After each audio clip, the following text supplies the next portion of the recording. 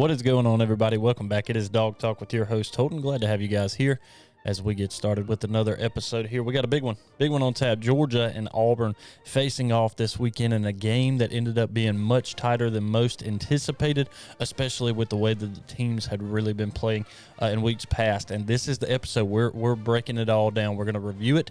We're going to look at what we think should have been, what in the world happened, what didn't happen, what we need to worry about in the future, what we don't need to worry about in the future. We got a lot to talk about here as we get things going. Glad to have you guys here. Like I said, if you guys are following along on YouTube, make sure you hit that like button.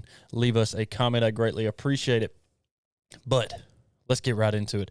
Dawgs win this one 27-20. Wasn't the prettiest win. Wasn't the most exciting win. Was it an exciting game? Absolutely. Much, much more exciting than I think most of us, like I said, anticipated. But in the end, great game overall. Georgia battled a lot of adversity in this game, and it's kind of funny looking back last year how Georgia did the same exact thing pretty much in the same week. I think it was week 5 as well against Missouri last year. On the road, rough atmosphere, had to find a way to get it done, and did. And Georgia did the same thing this week. Now, AP poll came out already. Georgia's still at the top spot, not only in the coaches poll, but also in the AP poll. I think the only reason that is because teams know, first of all, when you go and play in the SEC and you're playing against tough opponents, at their house is the biggest part of that. And I think everybody knows what Jordan-Hare has been over the years. Now, does that matter as far as the team who you're playing against? Sometimes I think it does. Sometimes I think it doesn't, because Auburn did not look like they had any life last week against Texas A&M, but all of a sudden they did against the number one team in the country. I think two things kind of play into part. One is obviously you've got that home field advantage, but two is after losing the way that they did to Texas A&M last week, what do you have to lose in this game? You have nothing but stuff to gain by beating the number one team in the country as they come to your house. I mean, that is a huge gain for Auburn if they could do that. And they almost did. They had the greatest game plan in place to do it because South Carolina had Georgia on the ropes a couple of weeks ago, but Georgia came out in that third quarter absolutely firing on all cylinders and came back and really took over that game. Same thing kind of playing in UAB a couple of weeks, or really last week. You know, that was a closer game at the half than we really anticipated, but Georgia really took off and kind of handled things easily for the rest of the game. In this, it wasn't really that way. Georgia really getting handled in the first quarter, first half. You know, it comes out tied, and then we start to take off later as the game goes. But it was still back and forth. You know, Georgia, I think, had a couple of lead changes in this one where Georgia was not really ahead most of this football game. Most of this game was either tied or Auburn in the lead of it. And Georgia prevails in the end. And we're going to get to all of those things that we had. Kind of some injury updates. First thing jumping into things here was we did want to talk about this. Kendall Milton, didn't see him. Broderick Robinson, didn't see him. Amarius Mims, I typed it in here and it autocorrected Americas. I just thought that was kind of funny. Anyways, we know that he's supposed to be out, I think, at a minimum of like 4 weeks. Marvin Jones Jr. still out. But a couple of guys that did come back that I was really excited to see and surprised to see as much as we saw from at least one of them. And that's Javon Bullard coming back, having him in this game. He made a difference in the game coming back off of this injury. 10 tackles, 9 solo, 2 pass deflections. And the thing about it is he was second on the team in tackles in this, and especially for 9 of them to be solo. We'll kind of talk about some of that in the keys coming up. But him coming off an injury back the way that he did right here, huge. Lab McConkey came back. We said that we probably wouldn't end up seeing him as much as really he ended up being on the field, because I think Lab played a much bigger part in this game than I anticipated him playing. I expected him to come in maybe a handful of times, you know, just kind of weaning his way back in. Lab was in there a good bit. I mean, he ends up with 4 receptions, 38 yards, but he was in there a lot more than just that. And I think not only did he help Georgia to win this game, but he had eyes that still came his direction, because Lab was he was our top returning receiver from last season, at least in a wideouts perspective. Now, then there's Brock Bowers, and we're going to talk about him coming up here in a minute, but this is just kind of coming off of a couple of guys having injuries. It was good to see Lad back. Man, it's exciting to see 84 back on the field. Seeing him warm up, he looked really good.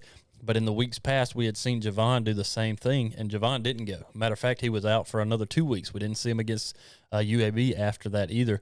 So it was kind of one of those, all right, well, are we going to see him? And we did. And again, When he got on the field, I think eyes were turned his way. He took attention his direction, rightfully so. Again, he's a great wideout, and having him back on the field is a threat to defenses. So glad to see both of these guys back, and it's funny both of these guys being on two different sides of the ball. So defensively, you had to prepare for the guy. Offensively, you had to prepare for the guy. So good to see these guys back at least. Hoping we get some more of these guys who have been beat up and banged up back in the weeks to come, and I think we will. I think Georgia will start to get healthy.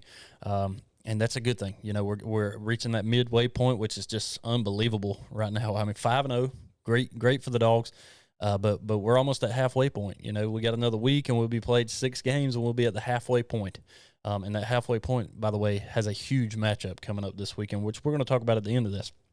So let's kind of get into talking about some of this game in this Georgia-Auburn review. Big game, was exciting. 27-20 is the final. What I want to do first is I just want to kind of run through not the keys to the game, but some of the stuff that I was talking about before we played Auburn in this game, before we ever even got to the keys, and then we're going to really dive deep into it. First thing I said on this is we have got to hold on to the ball. Got to hold on to the ball because we cannot turn it over like we did against UAB. And Georgia did. Georgia had 2 turnovers in this game. One was really, I consider to be Brock Bowers' first true interception of the season, and some of it was just the defender for Auburn absolutely ripped the ball out of Marcus Rosemy-Jack Saint's hand. Really, it wasn't even in his hands. It was just a good interception. He made a great play on the ball. He read Carson's eyes really well, came in and took the ball away, and it was a great interception. And then we come right out of the half expecting to get the ball back. We kind of hoped we'd get the ball back before the half, drive down and score. That didn't happen. So coming out of the half, at least getting the ball back and being tied, you know, Georgia's expectation is to drive down the field, and Oscar Delp gets a little slant cross across the middle, ends up getting hit and fumbles the ball to start the third quarter. 2 turnovers right there. And, you know, we look at it, and the turnover ratio, it was 2-1 is what it ended up being. Georgia had 2, they had 1, and that last turnover, or the only turnover Auburn actually had, was the end of the game, which could matter. I mean, you know, if they don't turn it down over there, maybe they have another chance and they could drive down and score. I don't know. You know, I think it was a 4th down. It's kind of hard for me to remember exactly what the play was, but regardless, I think it was 4th down. It doesn't matter. Doesn't matter. Can't turn the ball over. That was the first thing we talked about. And we did. We threw an interception. And then we also turned around and fumbled it coming out start of the second half in a tie football game. Some of the other stuff, we talked about. Auburn's offense looked absolutely abysmal against Texas A&M. Couldn't really get in the red zone. Couldn't score in the red zone at all against Texas A&M last week, and they did just fine against Georgia's defense this week. One other thing, and then we'll start to get into this. Want to see Georgia be able to run the ball effectively in this game. Didn't really happen. Again, we're not talking about the keys to the game yet, but that didn't really happen. The thing that I want to talk about is the fact that Auburn really was doing very well at scoring against Georgia's defense. And this has been something, you know, I kind of see it every week now. It's like, man, this offense is starting slow, man. Georgia's offense just really isn't getting things going. And some of that is true. I'm working on doing some kind of, like, looking at the percentages and the differences in time of possession for Georgia in comparison to others. Some of what I've looked at just so far, like first half possession, Georgia's like 27th in the country. But then the second half time of possession percentage in comparison to their team that they're playing is not that far off from it either. And then by the end of the game, most of it ends up evening out, which I think a lot of that is also because Georgia generally over the last 3 to 4 minutes of the game, if they've got the ball, they're going to do everything they can to milk the clock. So the time of possession may be really angled towards the team that they're playing, but by the end of the game, Georgia's really waxing that out because if you think about it in this front, Georgia got the ball back at the end of the game yesterday, I think with just over a minute and a half to play, you know, so there's a minute and a half of clock that they just ran just to end the game. But I think that there's something to be said about that. Georgia's not getting possessions in the first half like I think people think that they are, especially the first quarter. That's the big number that I'm going to look up here over the next week. And when we go to preview of the Kentucky game coming up at the end of the week, I'm hoping that I'll have all that out to you guys by then. But that's one thing I want to look at because Georgia's not getting very many possessions in the first quarter. And the first half, not really getting nearly as many possessions in the second half either, with exception to the really explosive second quarter that Georgia had earlier in the season. But most of it is the second half that Georgia starts to come alive. Georgia scores 17 points in the second half of this one, holding Auburn to 10. So didn't hold them off the board like we've done other teams in the second half, being able to slow them scoring at least, but still outscored the opponent in the second half, which has become a big part. But I kind of want to look at the time of possession as well as, how many reps, just how many possessions are I keep losing the word that I'm thinking of, not possessions, but how many times did Georgia have the opportunity to drive down the field? In the first quarter, Georgia does not have that very much. And in the second quarter, Georgia has it more, yes, but we're not turning it into points like we're used to. Some of this, I started to wonder, okay, well, is this a third down issue? Is Georgia just not getting off the field on third down? Are we keeping the opponent or allowing them to stay on the field more? And in this game, that answer is no. Georgia, fairly effective. I mean, we're 50% on third down in the first half. We held Auburn 0 for 6, 0 and 6 in third down conversions in the entire first half. So I started to look, okay, well, is this a defensive issue? We're allowing the teams to score more, it seems like, in this so far through the season. But we're getting off the field on third down. The problem is, though, maybe we're not getting to third down as much. But when I look right there, okay, we're 3 for 6. They're 0 for 6. We both had six opportunities to get a first down on third down. We did it 50% of the time, and they didn't at all. But yet it was still a 10-10 game at the half. So some of that I do credit to Georgia, that first quarter. First quarter, Auburn takes off to a pretty good lead there, and Georgia did not look very good in the first quarter. But again, we're not getting the ball a lot, and we're not having a lot of time with the ball either. But then also in that first half, when you throw an interception and you give the other team another possession to be able to drive down and score, and Auburn took advantage of that. Every time Georgia had a turnover in this game, Auburn did a very good job of actually taking that and running down the field with it, and getting points out of it. That was probably one of the biggest parts of it that I was like, all right, this is something we need to pay attention to as well, because if you're making turnovers, you got to be able to stop that team from scoring off of them, and we could not do that in this game. Offensively, Georgia, 421 total yards in this game. We had one touchdown through the air, two of them, on the ground. We only rushed in this game 107 yards, but passed the ball for 313 yards with 2 turnovers total, like we talked about in this game. But that was the big number. I wanted to see us run the ball a little bit more effectively than we did in this game, and we only rushed it for 107 total yards. Now, we threw it for 313, but let me look at these breakdowns for you. First half in comparison to second half. First half of this game, Carson Beck goes 7 for 13, 77 yards with the 1 interception. So not very great, right? Just over that 50% mark. Then you got 18 rushes so far through the entire game. Check this out. 18 rushes, 68 yards, 1 touchdown is what we had on the ground. 68 yards. So we only rushed the ball for, 40 yards, basically 40 yards more for the rest of the game, the whole second half. So we're not running the ball very effectively in this game. And there were many a time where I can remember myself looking at the TV going, why are we running the ball again? We've got to find a way to get play action or something to start working, and it wasn't working at the time. This is the big number I want you guys to pay attention to. Brock Bowers in the first half had 2 catches for 9 yards. That was it. 2 catches for 9 yards. That's Brock Bowers' numbers in the first half. Going to blow your mind with that here in just a minute. In the first half, had 2 sacks, 4 tackles for loss in it. 8 first downs for Georgia to 9 for Auburn. This was another big one. We did not stop Auburn from running the ball at all in this game. 145 total yards, 173 yards for Auburn in the first half total, but they rushed for 145 of those yards in the first half. So 30-something yards of their production on offense came through the air. All of the rest of it came on the ground.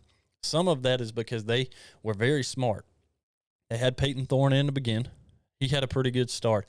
Then they put Robbie Ashford in, and all of a sudden Georgia decided, all right, we don't know how to defend a running quarterback again. And that's a scary thing when you think about it, because of how many teams that Georgia could face in the future that are going to have a running quarterback.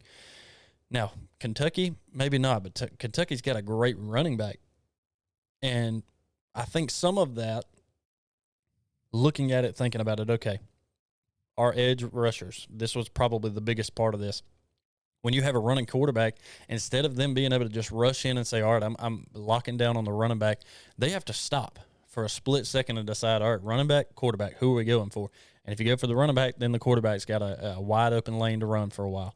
If you go for the quarterback, well, then the running back's going to run wide open through the middle for a while. And that's what ended up slowing us down a lot in this game. And we really hadn't had to deal with that too much so far through the season. Spencer Rattler was one of those guys, but he really wasn't running the rock on us like Auburn did in this game.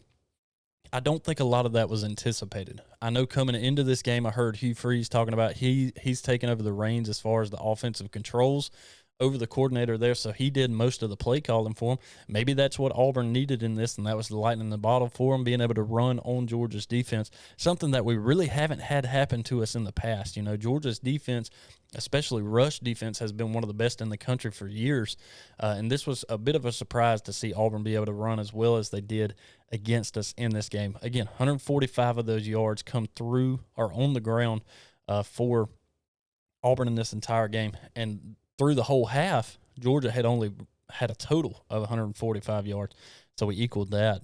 Kind of odd. Georgia total yards first half, 145. Auburn's rushing yards in the first half, 145. So weren't doing very good at that. Time of possession, not too far different. 3 minutes was the difference. Auburn had the ball about 3 minutes longer. But by the end of the game, this was the difference in it here. Carson Beck ends up 22 for 23. Let's see if I can get this pulled up on the screen for you guys watching on YouTube. Bear with me.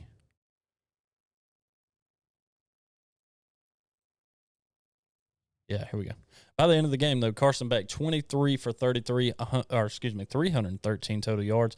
That's almost 70% at 9.5 yards per attempt, which was really good. Had a touchdown and an interception by the end of it. We end up rushing 107 total yards, 2 touchdowns. Dejon led the charge there, 76 yards rushing, 2 touchdowns. Both of the touchdowns on the ground came from him. He continues to look good again. I'm glad to have him back. And the biggest part for Dejon is he does what you need a running back to do. And even Kirby has told you this. It's make the first man miss. If you can get past that first man and get deeper in the field and you have more blockers show up for you, you're going to be successful. But if you can make that first man miss and you've got open field in front of you, run. And Dejon does a very, very good job at that. Brock Bowers, though, what did we talk about? First half, 2 catches, 9 yards. By the end of this football game, Brock Bowers had 8 catches, okay, so 6 more for the rest of the game, 157 yards, 1 touchdown. And that touchdown came at the very end. That was the leading touchdown. To put Georgia in the lead, that would put the game away in the end. But he had 121 yards. This number may be wrong. I'm trying to remember if that was exactly right. He had 121 yards in the fourth quarter alone. And multiple drives for Georgia to not only drive down and tie it, but also drive down and score to take the leading touchdown that he had, his sole touchdown on the night, 157 total yards. To go from the simple 9 yards in the first half to almost 150 total yards in the second half, and almost all of that coming in the fourth quarter was huge. He blew up. The main guy that you needed on the field in that right there was Brock Bowers, and Carson Beck got very, very comfortable with him. And, I mean, it was pass after pass after pass. Auburn did not have the answer for him, and if they did, they couldn't find it. I don't know what it was that Brock was able to do other than being Brock, but I mean, he lit his Heisman candidacy up, in my opinion. I know I've seen some other people say the same thing, that, hey, you know, Bowers for Heisman, because that was a Heisman-like, I mean, performance. The fourth quarter was just unreal, because every time we passed the ball, it was like, all right, it's going to Brock, and he would catch it, and he's got 20 yards, like every clip that he's catching it. So that was huge. But not only him, Marcus Rosemy-Jack Saint, 2 catches, 44 yards. Ladd had those 4 for 38, like we talked about earlier. And then Oscar Delp, like we said, coming into that second half, having the fumble really put Georgia behind again. Auburn ends up scoring off of that, making it a 17-10 game, and then we have to fight back from it. On defense, Smile Munden had a big game, 11 tackles, 7 of those solo, 1 sack, 2 tackles for loss. Tyke also had a sack. In the game, we end up with 6 tackles for loss. 3 of those were sacks. Malachi Stark ends the game with an interception in this as well. But one thing that not many people are talking about that to me ended up being really important in this game, and if you wipe these away, Georgia still wins by 1, but I think the momentum is what is the difference in this. And that's Peyton Woodring, the freshman kicker for Georgia, goes 2 for 2 with a long of 38 in this game. In weeks past, I think I don't remember exactly what the number is, so I'm not even going to say it, but he's missed a couple of field goals that were either considered by us, at least as fans and media members, to be chip shots. He's missed a couple of them, and shots that we in the past with our kickers have expected us to make have not been made. So him coming into this game and being perfect, he only had to kick it twice, but he did both times. He put it through the uprights, and that's what we needed to get 9 points total out of him between the 3 touchdowns that we had, putting the extra points in, but also having those 2 clutch field goals. Again, that's 6 points off the board. Georgia still wins it by 1, but again, the momentum changes if he's not making those field goals, because I think we even know the same thing. When Georgia drives down the field and you have a drive that is stalled and all of a sudden we have to kick a field goal and you miss it, it's like it takes all of the air out of you. It's like, man, if we could have just got something out of that to feel like we did something instead of getting down there and it's just, all right, nothing. We come up empty-handed. So big shout out to him. Again, he's turning things around. We talked about this a little bit last week, is we've got to have better kicking out of it, and we knew that eventually it's going to start to come along. But you can practice kicking all day, but until you get in a game and that atmosphere, especially that atmosphere that we played against in this game in Auburn, you don't really know what's going to happen. So credit to him for turning things around. And then in the end, on third down conversions, Georgia ends up 8 for 13, so pretty much keeping on pace with that earlier number. And Auburn only 2 for 12 on third down. So Georgia did their job getting Auburn off of the field on third downs. And Georgia was fairly efficient offensively, being able to keep the play alive, keep the drive alive, and move on. Auburn goes for it on fourth down 3 times, only gets it 1 time. So the final yardage as far as the team stats go here, Georgia had 19 first downs to Auburn 17. Georgia 420 total yards, giving up 307 on defense. 88 of those yards come up through the air for Georgia, but Georgia passing 313. That was defensively. We gave up 88 yards to Auburn. And then rushing the ball, Georgia rushed it for 107, but we gave Auburn 219 yards on the ground. That's definitely got to clean up by next week. The time of possession ends up almost equal, 29-51 for Georgia, 30-09 for Auburn. Again, holding on to the ball there for the last couple of minutes. Georgia's 2 turnovers to Auburn's 1. That's a big one. That's a big one, because that only turnover that Auburn had was the end of the game. It was turning it over, the interception by Malachi Starks, which was huge, like I said off the top of this thing. But you have to clean that up. Have to clean it up moving forward, because it's a good thing we got out of that game having the 2 turnovers we did at the time that we did, and weren't losing that game nearing the end to where you can make an interception yourself and put the game away. We're really lucky, especially in that atmosphere, to be able to do that. And credit out to Auburn's fans, because that atmosphere was loud, and they stayed there the entire time. And they did what they needed to do. And this is where I want to give a little bit of praise to Carson Beck here. It's Carson, there's been some flack about him, and I get it. The first half's slow starts that we've been talking about, I cannot pinpoint yet if it's just we're not getting the possessions in comparison. I can't pinpoint if defensively we're just giving up a lot more, because when I look at third downs, we're getting off the field. We're doing what we need to do as far as that goes. But, are they driving before that to where third downs aren't really an issue because they're driving down the field on first and second down, or having explosive plays, which they had a couple of. They had a couple of really big runs. They had there weren't really any big passes. It was mainly big runs either by quarterback or running back, because of that effectiveness of being able to do one or the other. But Carson Beck, he really, by the end of this game, was kind of coming into his own. And I think every week we've kind of had that feeling and that conversation of, man, is Carson going to be okay? But by the end of the game, it's like, he's figuring it out. He's getting comfortable with the offense. And again, in the environment that he played in, this was his first true road test as a starting quarterback for the University of Georgia. He did great. Again, ends up 313 yards, almost 70%, has the one blemish on the night, but has a touchdown. I think he was doing okay, again, especially to average that almost 10 yards pass as well. But another thing, to look at the SEC rankings right now, Carson Beck is in second place in the SEC, right behind Jaden Daniels. And a lot of this is considered, I think, based on passing yardage. He's right at 1,500. Nobody has more yards than him but Jaden Daniels. Jackson Dart's not far behind him. But percentage-wise, he's at 72%. Jaden Daniels is just above him at 73%. You got a couple other guys, Brady Cook, Spencer Rattler that's up there, Graham Mertz. But these guys don't have the same yardage. And interceptions, He has his second of the year today, but for the most part, I think he was doing better than that before. Again, the one that he had the week before, a couple of weeks ago, is a tip ball, and it ends up getting intercepted. It kind of stinks that one ends up counting against you, but it does. But Georgia has also defensively gotten those same interceptions, so I think we can kind of tone it down a little bit there on Carson Beck. I think he's going to be fine. We just got to give him time to kind of get into his groove. Again, this is the first true road test on the season, so we needed to be able to see what can he do in a loud environment. Luckily, it's a daytime, but this game I think is going to define a lot of things. Last year, I think the Missouri game defined the team. When you're not facing adversity and you have to face it, what do you do? What do you do? Do you lay down and you take it and you lose? Or do you stand up, find a way to fight, and win the game? Champions find a way to win. That's what Georgia did a couple of weeks ago against South Carolina. And Georgia goes on the road and does that to Auburn this week. Wasn't pretty. Again, you want to win this game 38 to 10, whatever we put the prescription, whatever we put the prediction up to. But it's all right. They got the job done. You have to find a way to win. They're doing that. Kirby has seemed extremely, extremely calm through all of it. He's not really fussing too much. You could kind of tell yesterday he was like, all right, y'all better start picking it up or you're going to lose this game. And I think in the end, again, we did that, which was good to see. But it's still some things we got to clean up. But I think that's all just part of football. Let's kind of get and look at the keys of the game and what we were thinking, at least at the time, that it was going to take to win this game. This was it. Run the ball offensively. Didn't really do that as effectively as I wanted. I think we did it just enough, especially in the fourth quarter, to be able to open up the pass. I would be curious to actually see how many times did Georgia actually run the ball in the fourth quarter, because it seemed like 90% of the time it was a pass, and 98% of those passes went to Brock Bowers.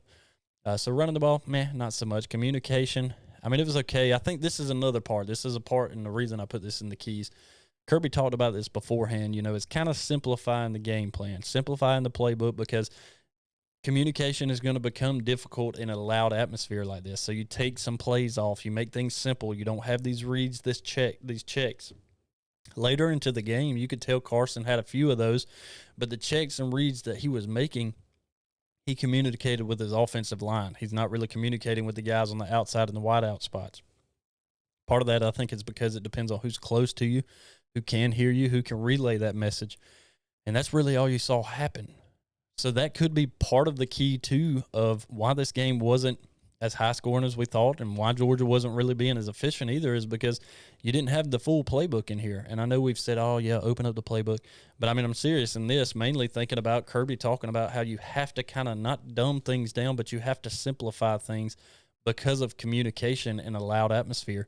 And maybe that took a few of the plays away that Georgia would have liked to be able to use in the event that they got in this situation and needed to take a bigger lead or needed a score in here. And I think that's where you get that communication comes when you get a timeout, when it's a significant drive or a significant play and we have to have points or we have to have a first down. That's when those timeouts come in and you use them and you find the play that you need to win the game. And Georgia did that. So communication, I think, was pretty good, even though there wasn't terribly much of it. And then perimeter blocking, we did okay at this. We didn't really run the ball outside nearly as much in this game. Most of the runs that I saw were all trying to kind of bust up the gut, and we really weren't going anywhere with it. Again, you in the game with like 107 yards rushing, so you're not doing anything terribly exciting on that side of things. So then defensively is containing the quarterback and then the quarterback rush. All three of these go together. Contain the quarterback, have the quarterback rush, and then an elite secondary. So containing the quarterback, at first we were doing okay, and then they started kind of break loose.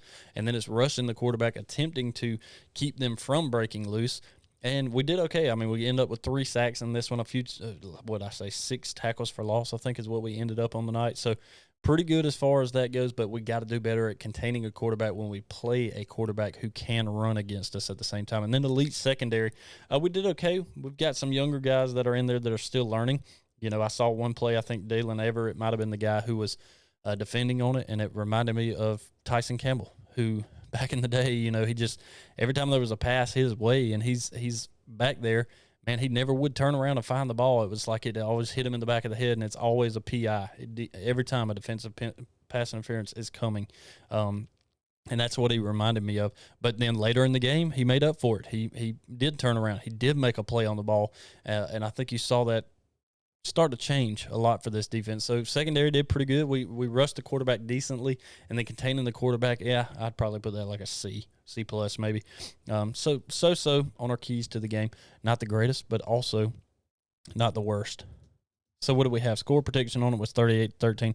Didn't happen. I think we can all say that wasn't the case in this game. 27-20 being the final. Closing on this, wrapping up the review, here before we jump to some of the other games around the country. Georgia's going to be fine. We're going to be fine. We're starting to settle in. This is not the same team as last year. And I maybe this will be the last week that I say this. The team that was on the field yesterday in comparison to the team that was on the field a year ago today is not the same team. There are some guys that are on this team that were on that team last year, but it's not the same. You have a different quarterback. You have a different coordinator. You have a lot of different pieces and a lot of different moving parts to this team that were not on the field last year. So things are not always going to be exactly the same as they looked last year. But I really think what we should do is for the first half of a football game of Georgia is maybe just set our phones aside, turn our computers off, and just watch. And then third quarter, fourth quarter gets going, then let's kind of talk about it, because the first half of this game, nobody is ever going to be impressed with what Georgia is doing as a Georgia fan base, because we think that Georgia should be up 40-0 at the half in every football game we play, and that's just not going to happen. It's not always going to happen. And you got a huge game coming up this weekend, and all I can say about it is we've got to figure out how to stop the run defensively right now, and something that Georgia, we haven't really had to say because Georgia does such a good job. But you have a team in Kentucky who we're about to talk about played Florida and ran all over them, a running back who had 200 yards in the first half alone by himself. You got to be able to stop that dude when he comes to your house next Saturday night. And I think Georgia, they're going to find the way to do that because champions find a way to win. But we've got some things we got to fix. But Georgia's going to be fine. Quit thinking that the team that was on the field last year is on the field this year, and I think you'll really do yourself a favor there. And instead of being so concerned about what's going to happen every single week, listen. I'm just going to be brutally honest with you. If Georgia loses a game this season, it's not the end of the season. You don't have to wrap it up for Georgia. That doesn't mean that everything's over. It doesn't mean that Georgia can't do all that it wants to do this season. It's called a setback. And it's called you learn from it. You find a way to make things happen and make things work in the future. You face the adversity and you come back. Georgia faced adversity against Auburn this week. They faced it 2 weeks ago against South Carolina. They found a way. They won the game. They move on. They're 5-0. Let's be happy about that instead of complaining about all of it. That's what I'm going to do anyway. So Georgia's going to be fine. That's the closing remarks on that. Let's get into the talk of the other games around the country, because we did have some other pretty big ones that happened, and we've got some other big ones that are coming up as well. Washington beating Arizona 31-24. Some of the ones going across the bottom of your screen. Texas taking down Kansas 40-14, huge one. Another really big one, LSU and Ole Miss 55-49. Lane Kiffin finally getting a big win at the house. Tennessee, South Carolina, thought that one might be a little bit closer. Tennessee runs away with it in the end, 41-20. Prayers out to Brew McCoy. Man, that was brutal. And then Florida and Kentucky. I may have just said that, but Kentucky 33-14. Nope, that's what I was going to talk about here in just a second.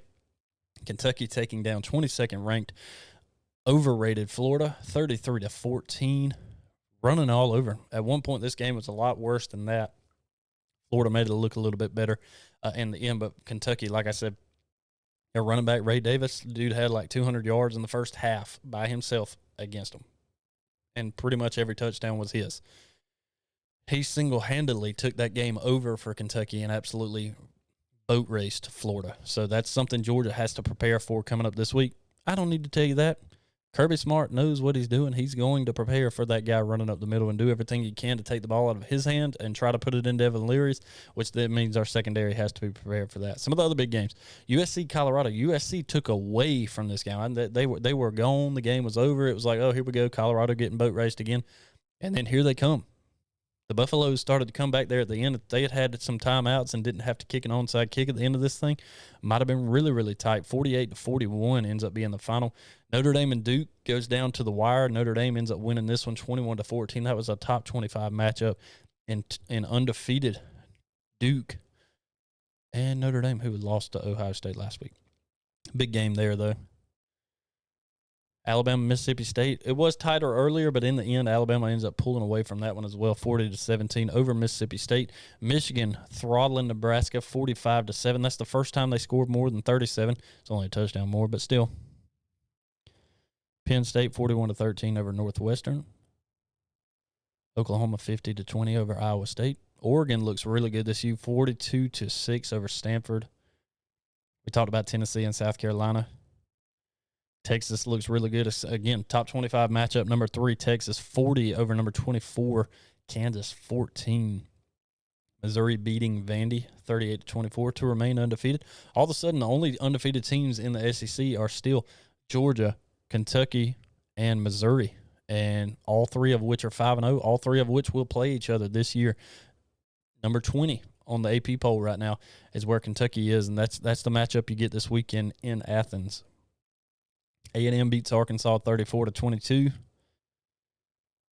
Baylor over UCF by 1, 36-35. So that's some of the other bigger ones that went on this weekend. A couple of fun games.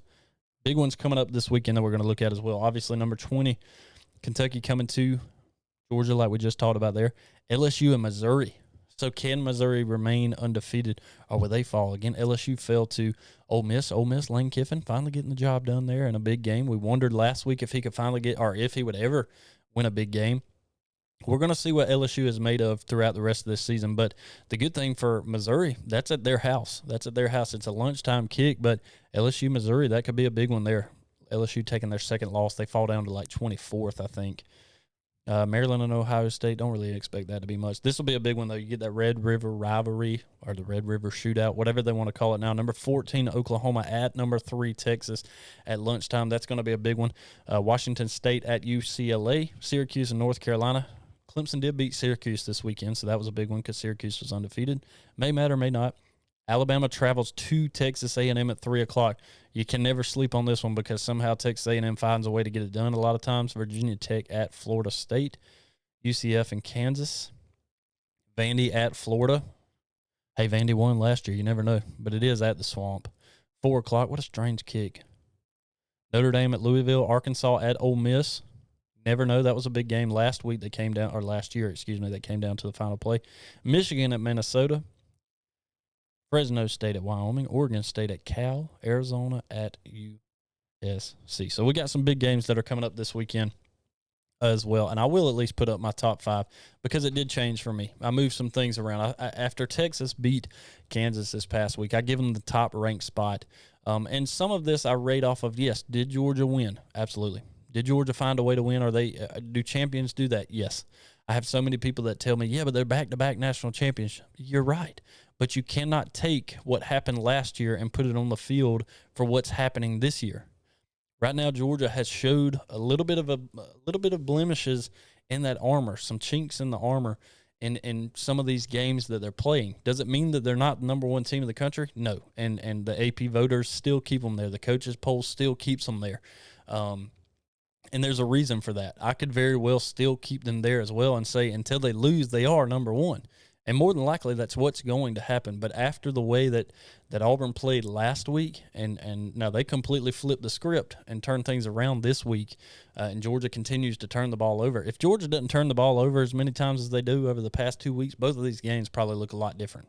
Georgia probably does win it like 38-10 and cover the spread, which we'll talk about that in just a second. But regardless, Texas, after beating Alabama, after beating, wasn't that great against Baylor, but after beating another top 25 team this week, I give them the nod for the first place spot. Take the heat off of Georgia a little bit. Let's see if they can't take that and use it as motivation. I move them down to 2. Michigan's still at 3. And I could, a lot of people would say, yeah, they should go above them too because Michigan's defense is doing really good. They're good at giving up only a touchdown every game and scoring 35. But nonetheless, I still just kind of slide them down 1 with us because I'm waiting on them to have to play somebody who really matters.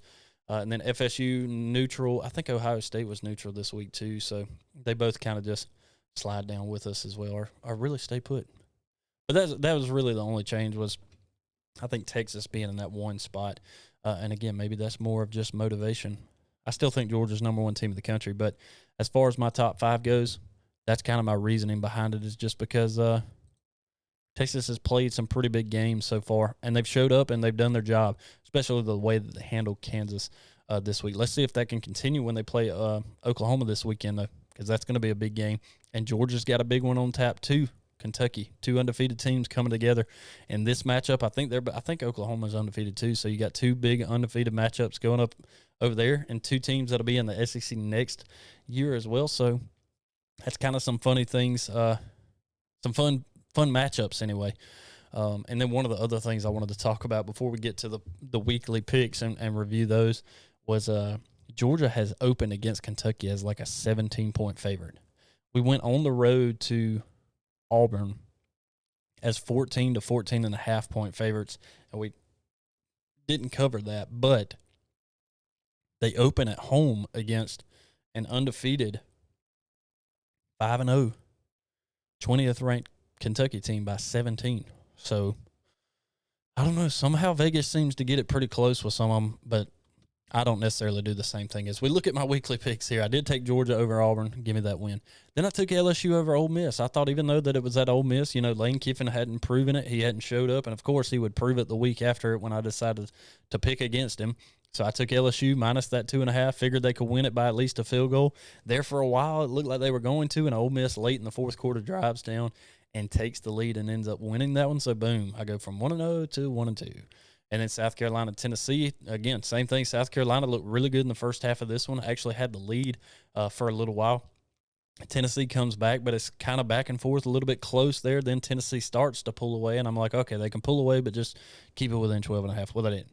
40-21 ends up being the final. I did at least get the pick right with Tennessee, but South Carolina could not cover that 12.5 point spread. So now I moved to 2-3 on the week, but then Texas did beat Kansas pretty handily in this one, so I end up 3-3 on the week. That'll move me to 17-16 and 1 on the year, so not too bad. I'd like to get a little bit better and stop having these 500 weeks, but hey, 500 or above is still a winning record, so we'll take that in any regard. As we get ready to wrap up here, I appreciate you guys being here yet again. I look forward to us getting to preview this Kentucky game that's coming up at the end of the week. It's going to be a big one. Luckily, it's at our house, and it's a night game. So I think Georgia, that raucous atmosphere, is going to matter a lot in this one. One thing I will give credit to Georgia's offense, we didn't have any penalties as far as false starts and everything go against Auburn in this one, unless there was one. But I don't really recall seeing any penalties against Georgia because of crowd noise. So that was kind of an exciting thing to see. Let's see if we can change that and make Kentucky have to play their heart out and play the best football game they've played all year when it comes up 7:30 on Saturday. But we'll talk about that more at the end of this week. Make sure you guys tune in wherever you guys listen, on Apple Podcasts, Spotify, iHeartRadio, wherever you guys listen. Make sure you give us that 5-star review. If you're watching on YouTube, give us that thumbs up. And make sure you subscribe to the channel. I greatly appreciate you guys listening. We'll check in with you guys later this week. Go Dogs.